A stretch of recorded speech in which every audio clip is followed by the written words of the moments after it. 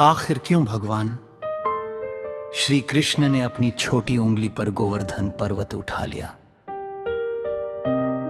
आइए जानिए पूरी सच्ची कथा। वृंदावन की पावन भूमि, जहां हर ओर हरियाली, गायों की रंभाहट और भक्तों के हृदय में प्रेम का सागर उमड़ता था, उसी भूमि पर बाल स्वरूप में विराजमान थे भगवान श्री कृष्ण, जिन्हें सब स्नेह से कन्हैया और लड्डू गोपाल कहकर पुकारते थे। उनका हर दिन नई लीला से भरा होता, कभी माखन चुराना, कभी गोपियों को छेड़ना, तो कभी अपनी मधुर बांसुरी से सबको मोहित करना। लेकिन एक दिन ऐसी घटना घटी जिसने न केवल वृंदावन बल्कि पूरे ब्रह्मांड को एक गहरा संदेश दिया। वृंदावन में हर साल एक विशेष परंपरा निभाई जाती थी, देवताओं के राजा इंद्रदेव की पूजा। माना जाता था कि इंद्रदेव ही वर्षा करते हैं, जिससे खेतों में अन्न उगता है, गायों के लिए चारा मिलता है और जीवन चलता है। इसलिए सभी ग्वाले, गोपियां और नंद बाबा बड़े धूमधाम से इंद्र पूजा की तैयारी करते थे। स्वादिष्ट व्यंजन बनाए जाते, गायों को सजाया जाता और पूरे गांव में उत्सव जैसा माहौल होता। छोटे कन्हैया ये सब बड़े ध्यान से देख रहे थे। कृष्ण ने अपने पिता नंद बाबा से पूछा, बाबा, हम यह पूजा किसके लिए कर रहे हैं? नंद बाबा ने प्रेम से उत्तर दिया, बेटा, हम इंद्रदेव की पूजा करते हैं क्योंकि वे वर्षा करते हैं। उनके बिना हमारा जीवन कठिन हो जाएगा। कृष्ण मुस्कुराए, लेकिन उनकी आंखों में एक गहरी सोच थी। कृष्ण बोले, बाबा, क्या इंद्रदेव हमारे कर्मों के अनुसार वर्षा नहीं करते? और क्या हमारे जाए खेत और ये सुंदर गोवर्धन पर्वत हमारी रक्षा नहीं करते?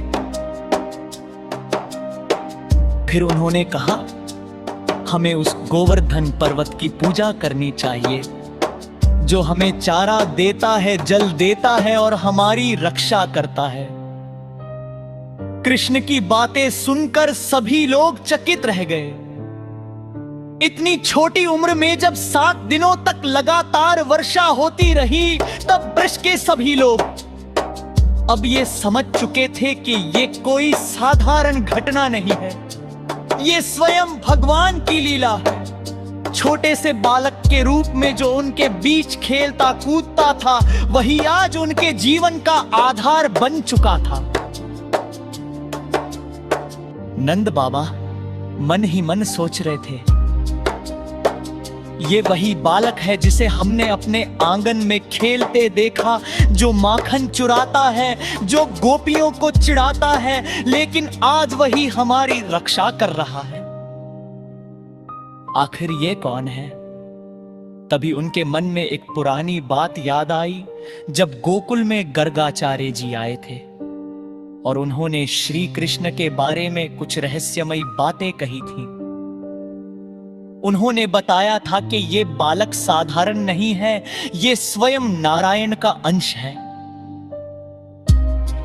अब नंद बाबा के मन में विश्वास और भी दृढ़ हो गया।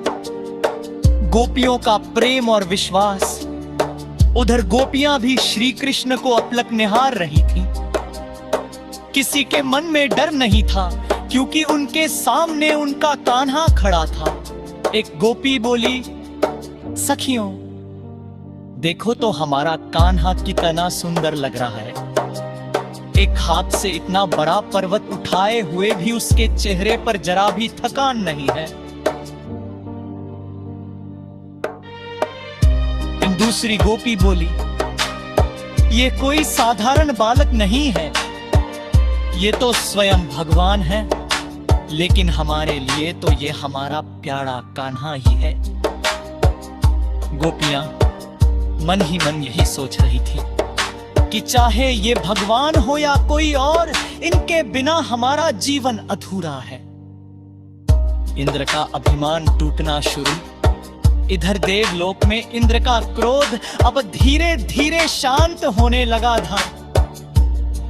उन्होंने देखा कि 7 दिन बीत गए, लेकिन ब्रजवासियों का कुछ भी नुकसान नहीं हुआ। इंद्र सोचने लगे, मैंने अपनी पूरी शक्ति लगा दी, लेकिन फिर भी उस बालक ने मेरी सारी योजनाओं को विफल कर दिया। आखिर ये कौन है? तभी देवगुरु बृहस्पति उनके पास आए और बोले, इंद्र, अब भी समय है, अपने अहंकार को त्याग दो। तुम जिस बालक से युद्ध कर रहे हो वह कोई साधारण बालक नहीं है, वह स्वयं श्री हरि।